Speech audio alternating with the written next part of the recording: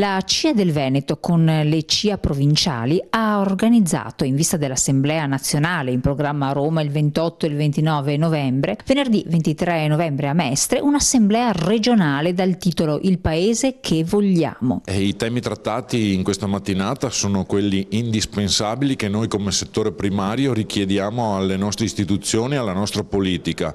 Noi abbiamo estrema necessità di tre cose importanti: il reddito per incentivare anche un ricambio generazionale e che sia sostenibile e che sia nei nostri territori valorizzato al 100%, una semplificazione della nostra vita e quindi gemellaggio con la semplificazione è questione di una dignità per un lavoro difficile da fare, perché noi ci rapportiamo con la natura, ci rapportiamo, come vedono anche tutti i cittadini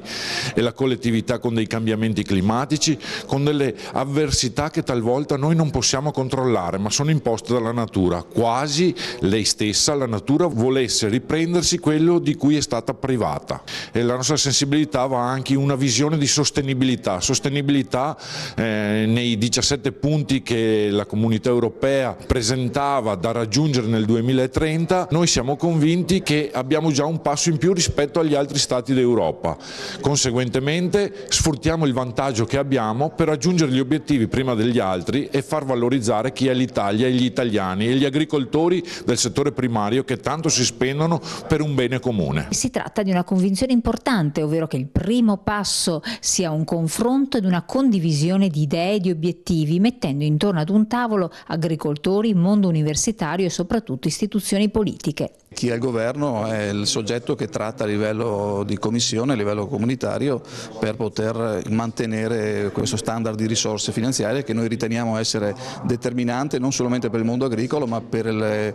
azioni che vengono consegnate al mondo agricolo, che non sono quelle proprio dell'azienda ma anche quello del mantenimento ambientale, della sostenibilità ambientale e quindi delle attività che vanno oltre l'attività diretta dell'agricoltore. La battaglia che stiamo facendo insieme ad altre nazioni è quello di mantenere un budget elevato per poter continuare a fare delle politiche di sostenibilità. Temi come il consumo del suolo, la biodiversità, la sostenibilità, la gestione della fauna selvatica, i cambiamenti climatici, le politiche di filiera dovranno essere affrontati con determinazione nei prossimi anni per preparare gli agricoltori al futuro che li aspetta nello scenario globale. Obiettivo è definire un progetto di manutenzione del territorio nazionale con gli agricoltori protagonisti in un'ottica non più di emergenza ma di prevenzione, tutela e gestione delle calamità, dal dissesto idrogeologico ai danni da maltempo e fauna selvatica. Ad oggi la tecnologia è quell'elemento in più che ci permette di avere un'opportunità per ad esempio mappare i terreni. I nostri trattori quasi tutti hanno i satellitari, riescono quindi ad avere una gestione agronomica gestita addirittura in remoto,